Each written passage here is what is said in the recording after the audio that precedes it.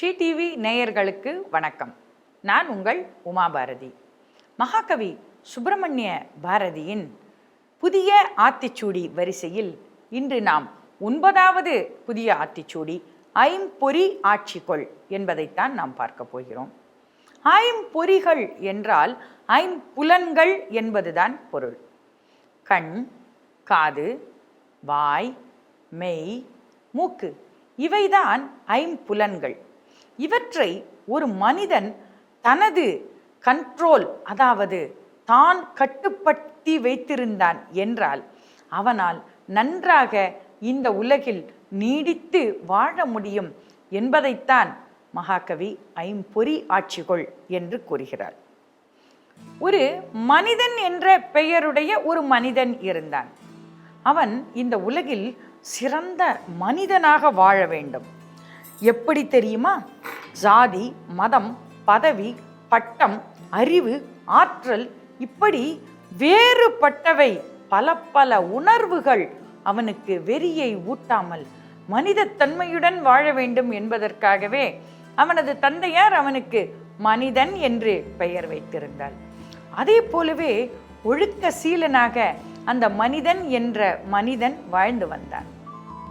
தனது ஐம்புலன்களை அடக்கும் ஆற்றலை அவன் பெற்றிருந்தான். எப்படி தெரியுமா? ஒரு மனிதன் வாழ்வாங்கு வாழ்தல் என்று நாம் கூறுவோம் அல்லவா? அதை போல் நல்ல மனைவியை அடைந்தார், நல்ல குழந்தைகளை பெற்றார். தனது பெயரன் பெயர்த்திகள், கொள்ளு பெயரன் கொள்ளு பேத்திகள் இவை எல்லாவற்றையும் அடைந்து எள்ளு பெயரன் அளவிற்கு 4வது தலைமுறை வரை அவர் நன்கு வாழ்ந்து கொண்டிருந்தார். 100 வயது ஆகும் பொழுதும் அவர் இளமையோடு இருந்தார். அவரை அறிவியல் ஆராய்ச்சியாளர்கள் எல்லோரும் அவரை அணுகி ஆராய முற்பட்டனர். ஐயா, 100 ஆண்டி கடந்து விட்டாலும் எப்படி உங்களால் உடல் நலம் குறையாமல், கண்கள் திரை விழாமல், காது சரியாக கேட்காமல், இப்படியெல்லாம் இல்லாமல் எப்படி உங்களால் இருக்க முடிகிறது என்று அவரது உடல் வளத்தையும் மன வளத்தையும் கண்டு அறிஞர்கள் ஆச்சரியப்பட்டனர். அவர் என்ன கூறினார் தெரியுமா? மற்ற எந்த மனிதர்கள் இடத்தில் இருந்தும் அவரது குணங்கள் வேறு எதுவுமே மாறவில்லை. அறிவியல் உலகமும் ஆராய்ச்சி உலகமும் அவரை கண்டு வியந்தது. காரணம் கேட்டது. அவர் என்ன கூறினார் தெரியுமா? மெய்யால், அதாவது இந்த உடம்பால் மெய்யாகவே நான் தூய்மையாக வாழ்கிறேன். வாயினால் பேசும் மொழியால், கருத்தால், உணர்வால் மாசுபடாமல் காப்பாற்றுகிறேன். எனது சொற்கள் தூய்மையாக இருக்கின்றன. என் கண்ணால் தினமும் காலை சூரியனை நான் தவறாமல் காண்கிறேன். எனது கண்கள் நல்லவற்றையே, பசுமையானவற்றையே, நீளமானவற்றையே காண்கின்றன.